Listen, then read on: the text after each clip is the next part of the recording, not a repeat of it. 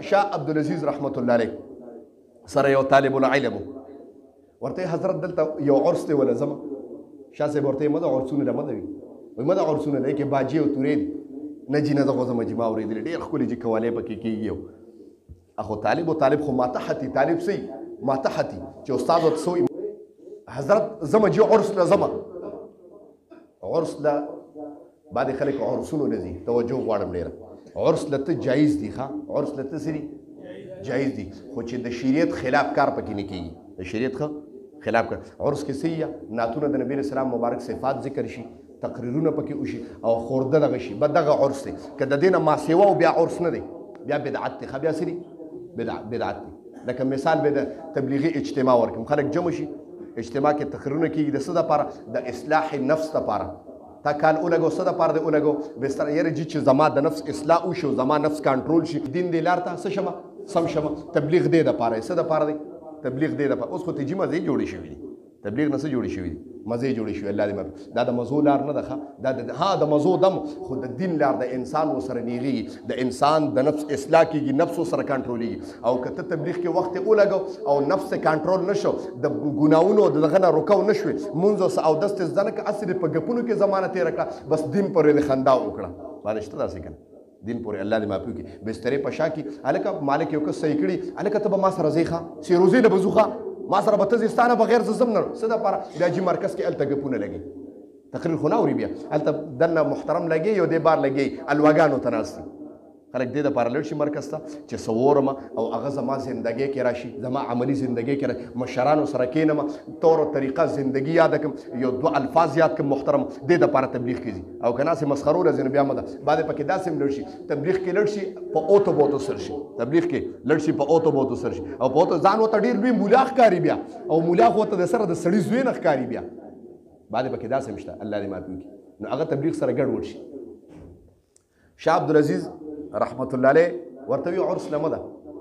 وای حضرت جی بس اورېدلې مې دي چې ونه شم ډېر یې منې کړ حتی تر دې پورې طالبو جذباتو کې حتی تر دې پورې خط یې وله ورکړ خط یې وله ورکړ ویزه په دغه عرس کې یوه ونه ده یو قبر سره او هغه ونه کې به یو بابا ناست نو دا خط دی بابا له ورکړه اخري خبره کوم تنګ شوی ما ته پته ولګېده بس وایي دا خط دی بابا له ورکړه بس واپس ترې راده او عرس وکړه ده وایي صحیح ده نو ده چې خط را روان کړی دی عرس ته راغی چې څنګه عرس ته راغی اوس وکتل بابا ګوره کې بره ختلی ته اوس تا سوچونه کول چې دا بابا دی ونې ته څنګه ختلی دی بابا ته ګوره ونې خطو ته ګوره بابا ته ګوره ونې خطو ته ګوره دې ته خو زه نشم ختی څه په زورونو باندې خط وردغه کړ دی اوس هغه ته په تماشه دی عرس هر څه ته ایر شوي دي او دا توجه کوي او دا سوچونه کوي چې دا بابا به په کومه ختلي او دا سوچ هم کوي چې دی به اوس راکوزېږي په کومه دی به راکوزېږي په کومه دا سوچونه کوي عرس ختم شي جي بابا ورته صبر دا خط په شا باندې دا خط جواب پوری کړ وایي دا د خپل استاد له ورکړه دا د خپل استاد له ورکړه د خط روان که عرس تېر شوی حضرت دا بابا دونه دنګې ونې ته ختلې ده څه کول او دې ختلې څنګه وجي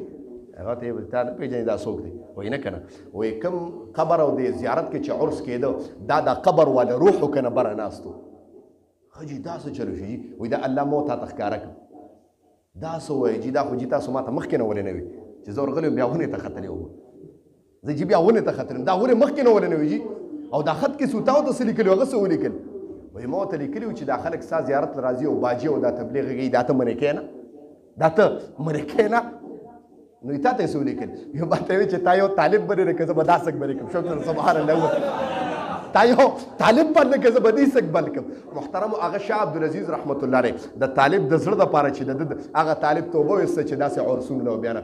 ډېر کرته به یو انسان ته د مخاطب د زړه دپاره یو کار کوي چې د ده دل ازاري ونه شي ها یو کار به تا ته ټیک نه ښکاره کېږي خو انسان به نه خفه کوي یو کس په جذباتو کې نو ته هم ورته جذباتو کې راشه نو هغه به کنځل شروع کړي ته به هم ورته کنځل یو کس غوسه کوي نو بس خاښه ورته کوه دغه ټایم کې نو خاښه کوه پته د جذباتو کې د غوسه چې دې وروستو انسان او انسانیت پکې غوسه کوي تا ورته خاښه کړو نو وروسته به دې تا نه خپله معافي غواړي چېرې خفه نه او که هغه غوسه و ته هم ورته غوسه شوې بس مشت ګریوان منخط یې پاړه کې نو خبره مې دې پورې کړه قرآن کې الله فرمایي یا ایها الذین آمنوا لا یسخر قوم من قوم عسى ان یکونوا خیرا منهم الله یو بل پسې خنداګانې مه کوئ ولا تلمزوا انفسکم یو بل عیبګویي مه کوئ د یو بل عیبونه مه لټوئ ځکه داسې انسان نشته چې عیب پکې نه وي داسې انسان نشته چې عیب پکې نه وي لاس انسان شايف نشته جي كنا ولا تلمزوا انفسكم ولا تنابزوا بالالقاب او يوب التبدل من ماله ومن لم يتب فاولئك هم الظالمون نند بس توبه ان شاء الله او الله ومن لم يتب تشا توبه وينستا فاولئك هم الظالمون دا ظالمان دي او ظالمان له زما عذاب تيار شي واخر دوانا ان الحمد لله رب العالمين وصلى الله تعالى على خير خلقه محمد واله واصحابه اجمعين برحمته या हबीब सलाम अलैका सलाम